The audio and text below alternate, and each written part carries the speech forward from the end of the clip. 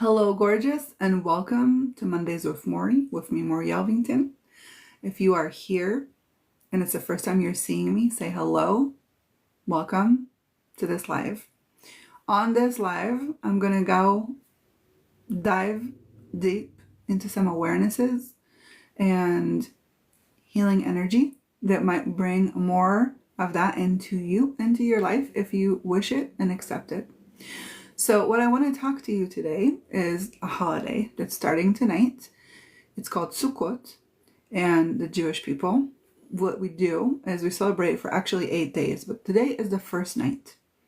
And during this holiday, what we do is we build a structure outside of our home or on the balcony that represents the huts that the Israelites built as they were walking in the desert from Egypt to Israel for 40 years in the desert, right? And they were sleeping in these huts. And that's the symbolizing of the sukkah. It's the structure. But the way I like to look at it is that the sukkah actually represents the home that we're building this year.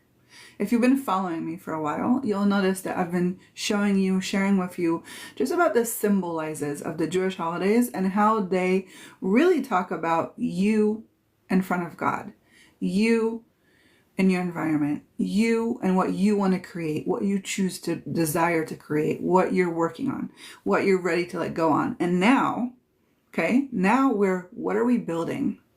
What is the house? What is the sukkah that you're going to be building? And this is a metaphor to what you're going to build this year. What are you creating this year? What are you bringing in? And what have you been avoiding?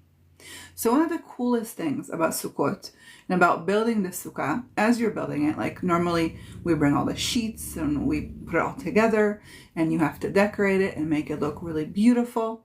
And then you have to have 4 kinds. It's called al-bat aminim, 4 kinds of different things. And each one of these things, the 4 kinds are vegetation. There's a fruit that looks like a lemon. There's a leaf that's called hadas, it has little white flowers on it. There's a long palm, like a piece of a palm tree. And then there's a piece of a willow tree.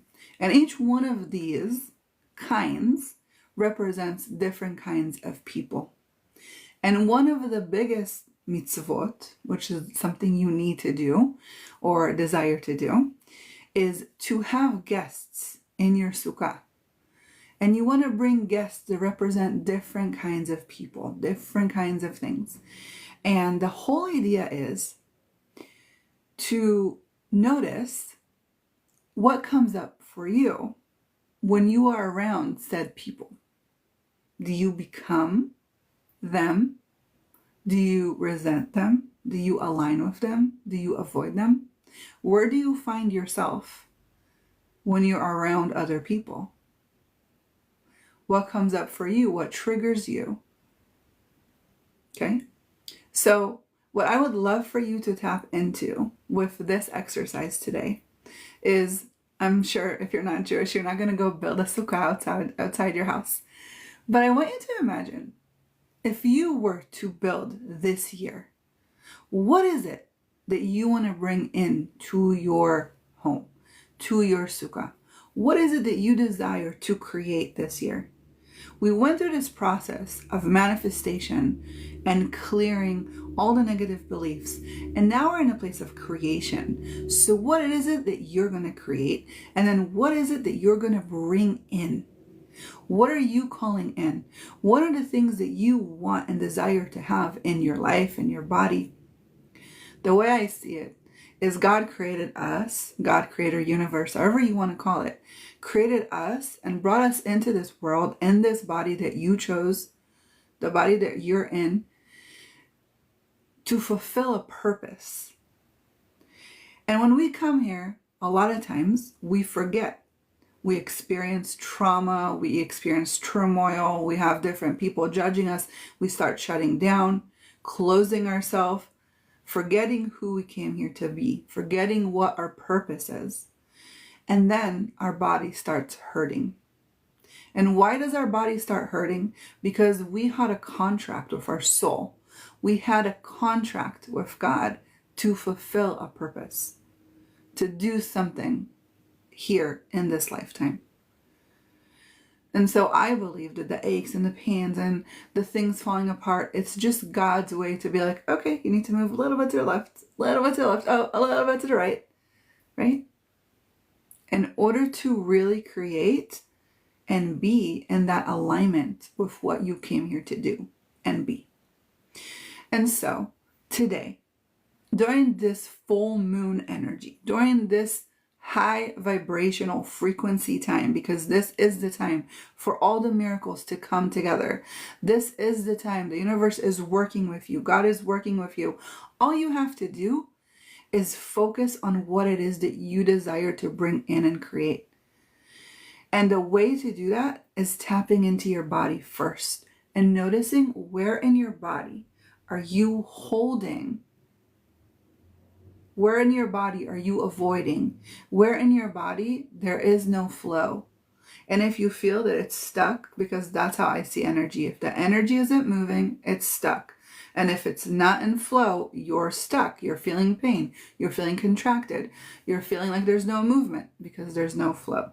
So the first thing to do, if you're feeling this way, is to take a deep breath in and breathe out, tap into your body and ask your body to show you where is the energy stuck? Where is the energy confined? And where can you bring more ease, more flow? And then start noticing, what is your body telling you? What is your body telling you? What are the secrets that your body is whispering to you with your body? Because that's how the universe kind of gives us messages. If we don't get it, in our dreams or from people, our body starts hurting. And so, if your body's been hurting, if you've been feeling disconnected, if you've been feeling stuck, instead of going into the wrongness of that, instead of going into how horrible it is, I want you to ask, what is it doing for you?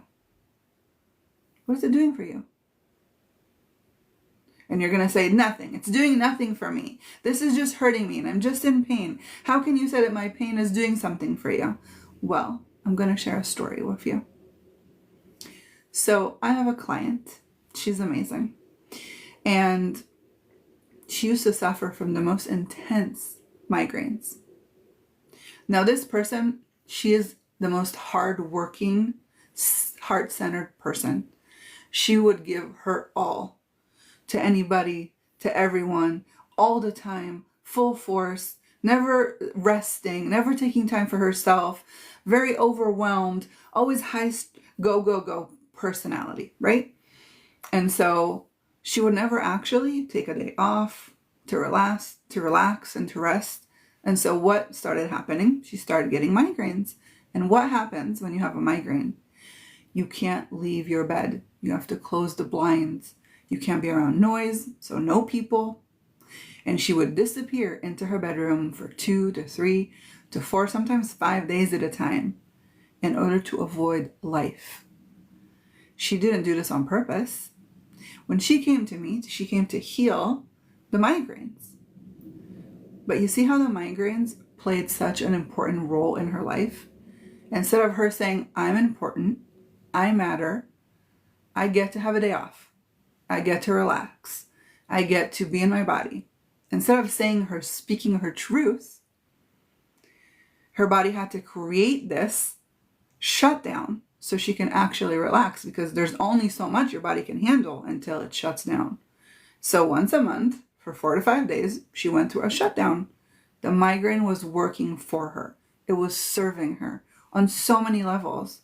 So when we started doing the healing work to clear the migraines and give her the tools to speak her truth, to feel comfortable in her body when she's saying what she desires, to allow her body to relax, because she doesn't have to hold it anymore. She doesn't have to be in charge of everything all the time. When she learned what it feels like to actually relax in her body, she didn't need the migraines anymore, and so they dissipated. And to somebody from the outside, it might look like magic. She gets the question all the time, what happened to your migraines? How did it disappear? And she said, the minute they didn't work for me anymore, I didn't need them. So what is it in your body that is keeping you stuck, that is creating pain, that is creating confinement? What is it in your body that you feel is really holding you back? And instead of looking at the wrongness of it, ask yourself, what is this doing for me? What am I avoiding by having this show up in my life? What is the lesson here? And I recommend you write these down and you contemplate them. But a lot of times when I say this stuff, energetically, it will bring up the answers for you if you're open to receiving them. So really tap into the energy of what this is bringing up for you. And ask yourself, is this what I want to keep doing in my house? Because your body is your house. Your body is your structure. Your body is where you is the house of your soul. And so if your soul doesn't feel safe to be present in your body, you would be disconnected. So I want you to take a deep breath and breathe out. And just release all the energy, because everything I just said, it will bring up stuff for you.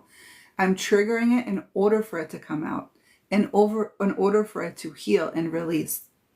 You might feel more fluid in the body already just from having this conversation, because awareness is key. Awareness is key. So during this time, focus on the questions that I just gave you. Practice this. What are you building right now? Even in the next 30 days, what is something that you can build? What is something that you can build? And no matter who you bring into your home, they will not break that bond that you have with your soul purpose. And tap into your body and release all the blocks that are holding you from tapping into that wisdom and to that truth. And if you're experiencing pain, emotional, physical pain, spiritual pain, reach out and let's heal it, because this is the time to really let go and release all the things that are holding you back. You've carried them for so long. It's time to heal. So there's a link in my bio if you want to book a one-on-one call. I would love to support you on this journey. Tap into this energy, be present with your body, release what's holding you back, and start tapping into what you desire to create. And your life will start shifting in a way you couldn't even imagine. So have a beautiful rest of your week, and I will see you again next Monday from Mondays with Maury.